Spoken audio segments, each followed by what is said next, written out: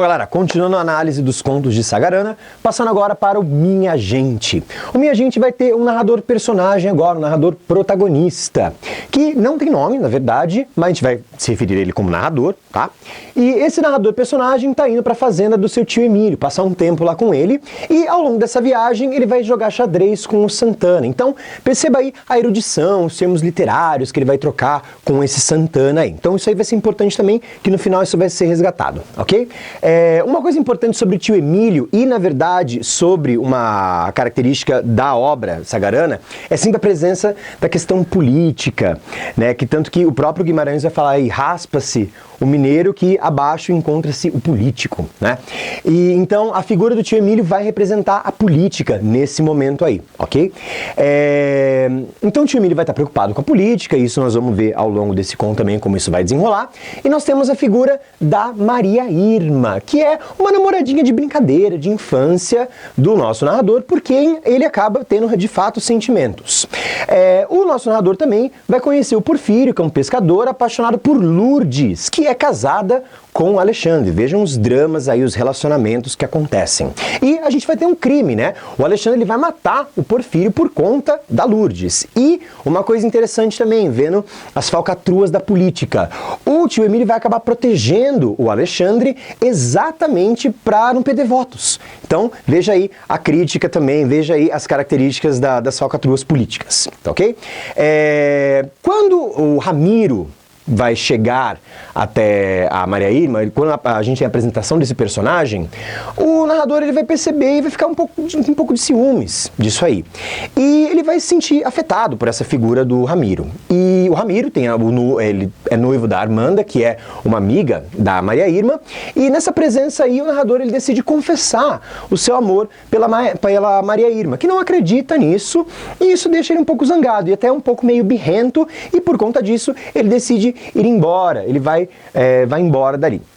E quando ele está em outro lugar, ele vai receber duas cartas. Uma carta do tio Emílio, que vai falar para ele que ganhou, de fato, as eleições, de novo aí, a figura política, e uma carta do Santana, daquele amigo com quem ele jogou xadrez, pedindo para retomar a partida que foi interrompida por conta da viagem, tá ok? E quando ele volta para a fazenda do tio Emílio, ele vai conhecer, de fato, a Armanda, que é a amiga da Maria Irma. E a Maria Irma, na figura até de uma bruxa, de feiticeira, faça relação com a epígrafe, lá como a gente tinha conversado, vai aparecer meio que foi uma coisa montada por ela, porque ela deixa os dois sozinhos e rola um clima, na hora que os dois se tocam, então rola uma coisa dos dois já serem predestinados, tanto que no final eles acabam ficando juntos e a própria Maria Irma acaba se casando com o Ramiro depois disso, ok? Então esse é um geralzão do Minha Gente, ok? Continuando aí, passamos para São Marcos. São Marcos tem um ponto interessante aí, porque a gente vai trabalhar a questão do racismo, a questão da diferença de uma cultura erudita e de uma cultura popular. A gente vai trabalhar esses contrapontos aí, que é uma coisa bem marcada, que é interessante de você analisar, ok? Então vamos dar uma olhada aí. A gente vai ter o personagem José, que vai ser chamado de Izé. Apesar dele ter as suas pequenas crendices, ele não é muito fã de feiticeiros, então ele não gosta dessa feitiçaria. E essa feitiçaria é representada na figura do João Mangalô. E esse João Mangalô, negro, feio, como ele mesmo vai referir-se ao final do conto, vai ser sempre humilhado pela figura do Izé. Então toda vez que ele passa ali, ele vai lá, zomba nos passeios que o Izé fazia. Toda vez que ele passava ali pela região da casa do João Mangalô, ele passava e humilhava. E dois personagens importantes aí pra gente, que é o Aurísio Manquitola e a Inha Preta, a Inha Rita Preta, que é a cozinheira do Izé, vão falar pra ele, ó, toma cuidado, não faça isso. No caso do Aurísio Manquitola, que o Izé zomba com ele por causa do facão dele, e até zomba falando assim, ó, vou falar a oração de São Marcos. Ele até começa falando a oração de São Marcos, ele fala assim, não se brinca com essas coisas. Então, a gente já vê o caráter, o mau caráter até do Izé. Então, a gente vê com essas brincadeiras aí que tipo de pessoa que ele é. Então, é importante você perceber como isso já vai fazendo essa caracterização e até associando isso ao excesso de erudição dele, né, dessa questão, e como isso se contrapõe à figura popular. E é interessante a gente ver também essa relação da erudição dele quando ele chega no bosque de bambus, que ele vai encontrar aqueles poeminhas, aquelas anotações ali que ele vê marcado nos bambus, que ele fala que alguém já autografou ali, né? E ele decide também colocar em forma de resposta os nomes bonitos que ele fala de reis leoninos, né? Que ele escreve a lápis. É interessante você também fazer uma comparação ali entre o que foi cravado ali com canivete e depois ele escrever com lápis, né? Uma coisa meio rudimentar e ele com lápis, então uma coisa popular e o erudito. Veja essa comparação aí, esses dois extremos, como é interessante a gente fazer essa análise, né? E ele até vai, nessas brigas que vão acontecer mais vezes aí, ele deixa uma coisa, depois o outro responde, ele vai lá e deixa mais um, ele apelida esse poeta aí de quem será, né? Porque ele não sabe de fato quem é a pessoa, então ele chama de quem será. E mais pra frente depois, quando ele chega no lugarzinho dele, nos passeios, ele vai acabar adormecendo. E depois disso, ele acorda e ele, confuso, achando que está escuro ou está noite, ele percebe que ele está cego. E por que ele percebe que ele está cego? Porque ele tem uma boa audição, porque nos passeios dele ele gostava muito de ouvir os pássaros, de perceber o ambiente. Então, o papel da audição para ele é muito importante. E isso vai ser o que vai guiá-lo até o final da narrativa. Então, o papel da audição, os detalhes sensoriais, de novo, olha aí a característica do Guimarães, o ambiente, de novo, sendo essencial para a construção do personagem e da construção da narrativa. O aspecto sensorial do Zé vai ser importante para ele, porque o que vai acontecer? Quando ele se percebe cego, ele se percebe desesperado, qual a primeira coisa que ele vai fazer? A reza de São Marcos. E desesperado, ele vai lá, faz a reza de São Marcos e, tomado por uma raiva, ele começa a sacudir, guiado pelos barulhos, vai lá, vai chegando e chega até a casa do João Mangalô. E aí ele chega lá e vai estrangulando e de repente volta a visão dele. E aí quando volta a visão, ele chega e descobre que tinha um boneco de voodoo com uma vendinha nos olhos representando o Izé. E o João Mangalô fala, não, era pra você não ver o nego feio. Então aí vê de novo a crítica ao racismo, essa questão dessas culturas diferenciadas, ok? E uma coisa importante no final é que quando a gente vê que o Izé aprende a lição dele, então ele começa a ver com respeito, principalmente a questão da oração, da reza de São Marcos, ao mesmo tempo fica meio duvidoso o final, porque ele oferece um dinheiro pro João Mangalô. Porque esse dinheiro é oferecido como uma bandeira branca, então, ó, toma aqui esse dinheiro e fica por isso mesmo. Então, até que ponto ele teve essa evolução, até que ponto, de fato, ele aprendeu que não se deve brincar com isso. Então, aí fica esse questionamento moral sobre o caráter dessa personagem, ok? Bom, vamos agora falar do corpo fechado. No corpo fechado, a gente tem agora o narrador testemunha. Então, o que é o narrador testemunha mesmo?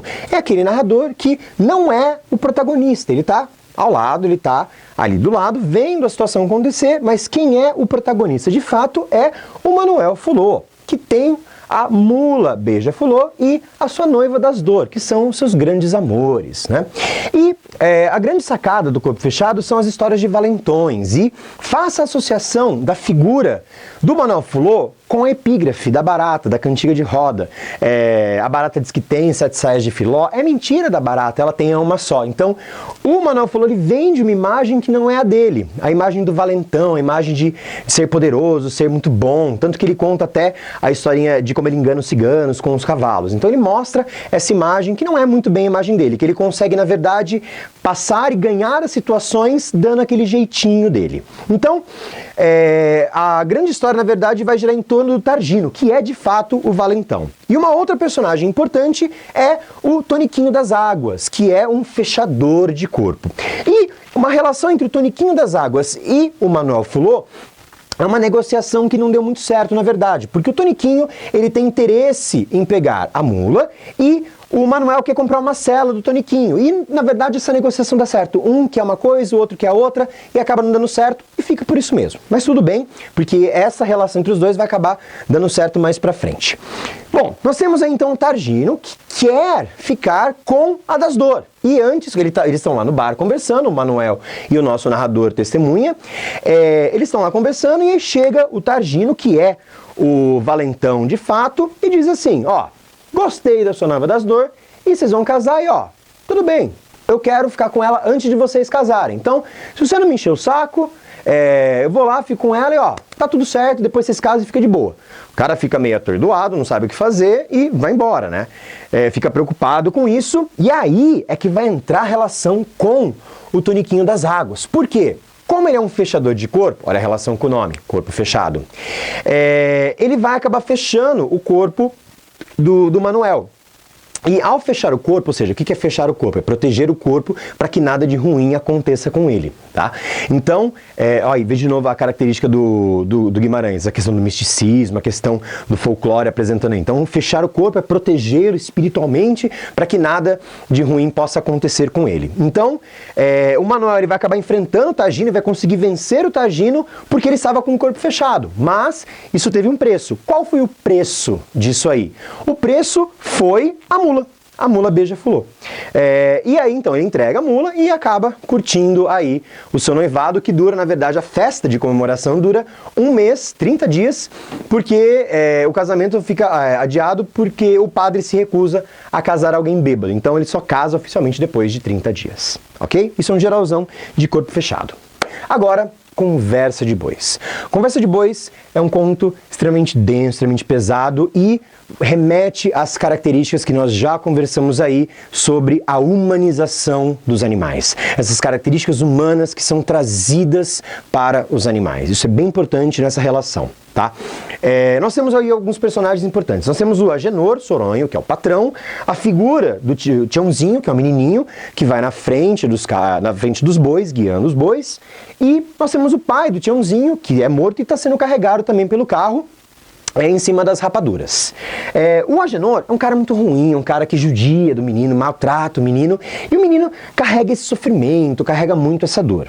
Essa dor é sentida pelos bois. Os bois têm uma relação muito forte com o menino, porque o menino que anda no meio dos bois acaba se tornando boi, o boi que anda no meio dos meninos se torna gente. Então essa relação entre os bois e o menino, os bois e o homem de uma maneira geral é muito importante, isso é muito explorado ao longo do conto. E uma coisa que é falada logo no começo do conto é que houve um momento da história em que os bois conversavam com as pessoas, conversavam com os homens, os animais conversavam com os homens. Olha aí o tom de fábula que Guimarães Rosa coloca, aí o tom folclórico que ele coloca. Isso é bem importante, isso remete às características em todo do Sagarana, ok? E dessas conversas aí, que a gente vai ouvindo nas conversas dos bois, que por sinal são Buscapé e Namorado, sempre pareados, né? Buscapé e Namorado, Capitão e Braba Gato, Dançador e Brilhante e Realejo e Canindé. Uma das histórias importantes é a história do Rodopião, que é um boi que acaba tendo uma visão mais racionalizada de tanto estar entre os homens e acaba falecendo até por tanta informação, até não fica exatamente clara como foi essa morte, ou se talvez, possivelmente, até se mata num ato até humanizado demais, não fica muito bem claro isso.